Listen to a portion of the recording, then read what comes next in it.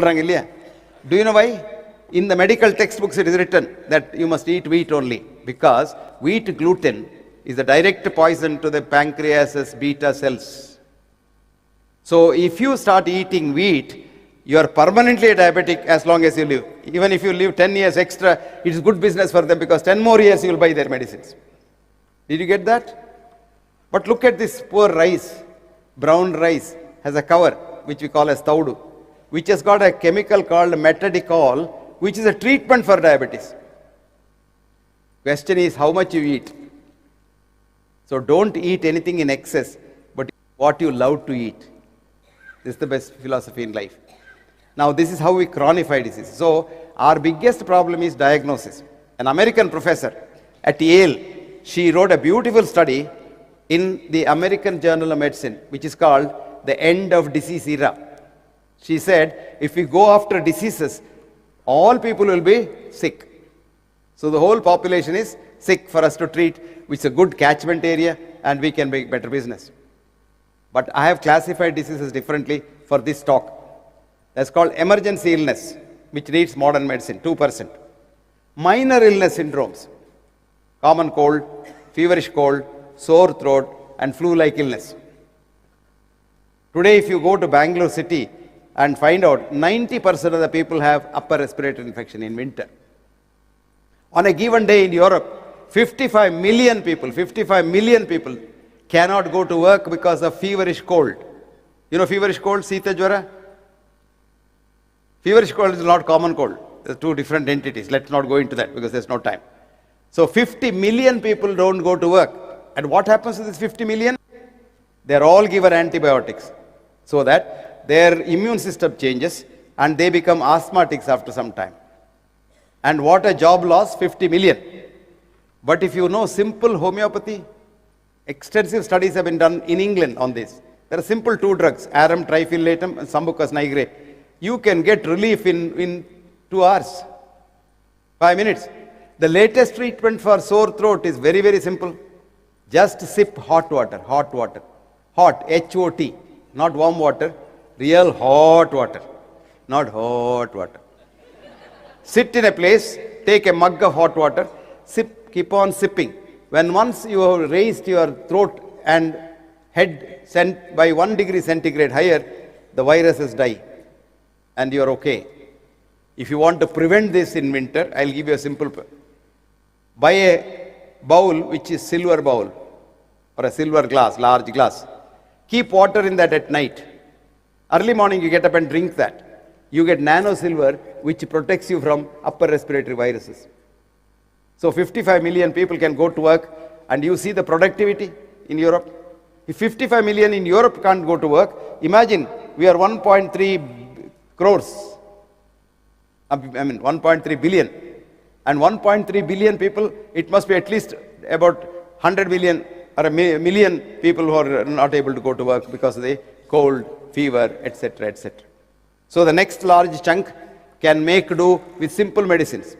3 medicines I have given you. The next large chunk of disease is called what Paul was telling about. Doctor thinks you have a disease syndrome. You have nothing. You go for a checkup. You are labeled. That disease is called doctor thinks you have a disease syndrome. You don't have a disease. Now, one of the commonest diseases is you go for a checkup, your cholesterol is on the higher side. Now, for the last about 30 odd years, we have made cholesterol a ghost. But now I am very happy because I have been fighting against it, against all odds, saying that cholesterol is good, the more the merrier, longer you live, and you don't get cancer if you have higher cholesterol, because every cell wall is made of cholesterol. And if you don't have cholesterol, the cell wall is not made properly. And if the cell wall is not properly, you get cancer higher. Anyway, now the American government has cleared cholesterol not as an enemy, but as a friend. With a beautiful picture in the Time magazine last month, with 2 bullseyes, egg bullseyes, and with some bacon through there, and said, best breakfast for you. And they said, don't fry your thing in oil, fry it in lard. Which means cholesterol is good for you. That's a good sign. But anyway, now you go around the world and take in India, every other person is taking cholesterol lowering drugs. Very dangerous. Cholesterol lowering drugs are chemicals which block the normal enzymes in the liver. Imagine, liver is your chemical factory without which you can't survive. And you knock off your liver and go about it, how can you survive? And everybody who takes the cholesterol lowering drugs, from the first drug, cholesterol in the 50s, to statins today, the end result is more people have met their maker in heaven faster. So if you want to enhance your exit from this world, one of the best things is to take cholesterol lowering drugs. A study in France recently showed that women who are more than 90 years in the old nursing homes, their cholesterols are in 800, 900, 700 range. They're very healthy. And nobody has checked them, luckily. Now there is another, this is about 10% of the population is doctor thinks you have a disease syndrome. Because normal, Amitabh Bachchan goes for a checkup. Is he normal? No, he's not 5.4. What's our treatment? Cut his leg, make him 5.4. Then next day, Jaya Bachchan goes for a checkup. Is she normal? No, 4.6. What's the treatment? Transplant that leg to her. As now my friend Paul was saying, this beautiful girl, Angelina Jolie, poor thing. Paul, is he here? He did very well. Give him a big hand, ladies and gentlemen. Where is he?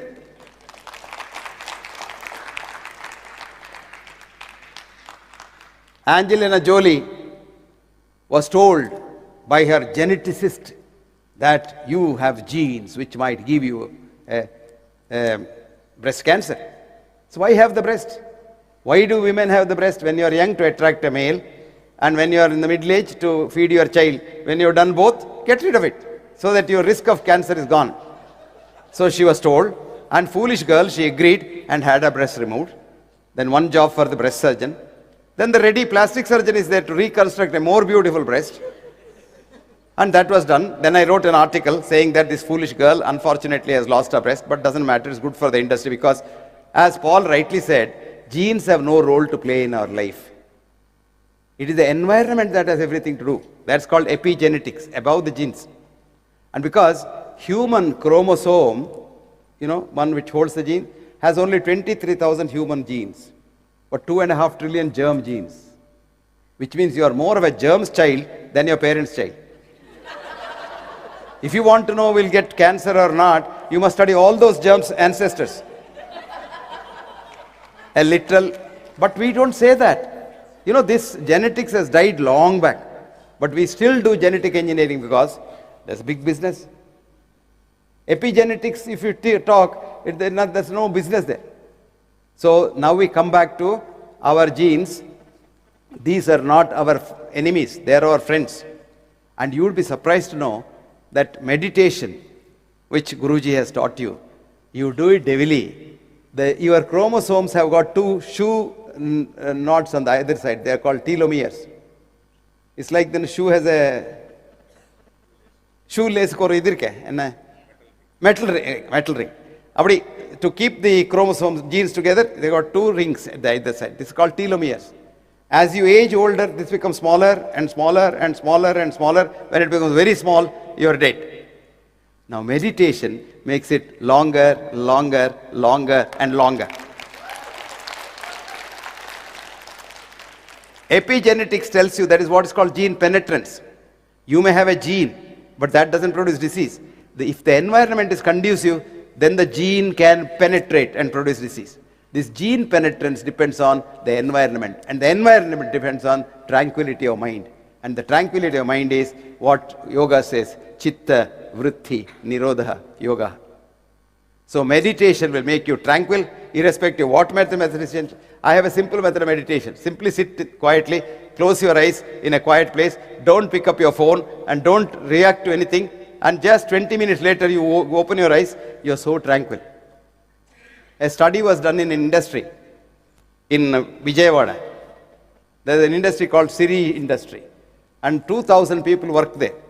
So the chairman one day thought, he gave them half an hour free in the morning as they come, and he built a big hall, and he himself came, old man, 80 years, and he took a mic and said, all of you close your eyes for 5 minutes and say Om after me.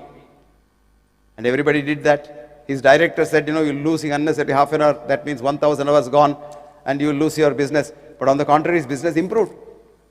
But what he found was, a lot of them were not closing their eyes. They had a holiday, you know. Then he said, if you keep your eyes closed for half an hour, just keep your eyes closed for half an hour, you'll get 10 rupees extra in the pay. 100% compliance. They were keeping it closed for longer than 5 minutes. See, this shows you our obsession about money.